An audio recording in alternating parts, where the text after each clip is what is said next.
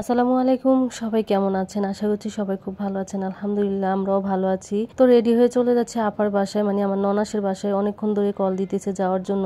তো আজকে যেহেতু ঈদের দিন আমরা কোরবানি দেইনি, এই জন্য আমার মনটা একটু খারাপ, এই জন্য বাসায় ছিলাম, কোথাও যাওয়া হয় নাই। তো আমার ননাস অনেক জোরাজুরি করার পরে ওনাদের বাসায় আসলাম। আর আমার ভাগ্নিও বারবার কল দিতেছিল। আর আলু পাখিকে দেখালো বা কি আর সামলানো যায়, তাই সবাই মিলে চলে আসলাম। আগে আমরা আসছি, পরে ওর পাপা আসছে। তো এখানে যাওয়ার পরে অনেক গল্প করছি, খাওয়া দাওয়া করছি, বেশি একটা ভিডিও করা হয় নাই। আপা অনেক জোরাজুরি করার পরে বসলাম খাওয়ার জন্য। খাওয়ার একটু ইচ্ছা ছিল না, পেট একদম ভরা। তারপরে আপার কথা রাখার জন্য একটু খেলাম, বেশি একটা খাইনি, শুধু এক পিস মাংস খাইছি, তারপরে উঠে গেছি। আর রুটি তো যে প্রথমে একটু মুখে দিলাম, এতটুকুই। খাওয়া দাওয়া শেষ করে অনেকক্ষণ গল্প সল্প করলাম, তারপরে বাসায় চলে আসলাম। ওইটা আর ভিডিও করা হয় না। পরের দিন সকালবেলা ছোট বোন কল দিয়ে বললো যে ওর হাজবেন্ড আর মেয়ে আসবে, তো ওদের জন্য কিছু নাস্তা পানি রেডি করলাম। বিকেলবেলা আসছে অবশ্য ওরা। সারাদিন আমি শুয়ে বসেছিলাম, আমার শরীরটা অনেক খারাপ ছিল আজকে, মাথা ব্যথা এমন ওঠা উঠছে যে কোনো রান্না বান্নাই করতে পারি না। রান্না বান্না কিছুটা ছিল, এই জন্য আর ওই ঝামেলাটা আর করাই লাগলো না। তোরা আসার পরে নাস্তা বানানোই ছিল, ফ্রিজে ছিল, ওগুলাই দিলাম আর আমটাম কেটে দিলাম। আর আমার বোনের মেয়ে এসে এত গরম লেগে গেছে যে জামা টামা সব খুলে ফেলছে, তাই তো এখন আবার সব পরিয়ে দিলাম, এখন চলে যাবে বলতেছে। আমি বললাম যে আজকে থাকো তুমি। না, সে থাকবে না, তার মা অসুস্থ, তার মাকে ছাড়া সে একদমই থাকতে পারবে না। আগে তো কোথাও যেতে চাইতো না বাসায়, কিন্তু এখন কোথাও থাকতে চায় না।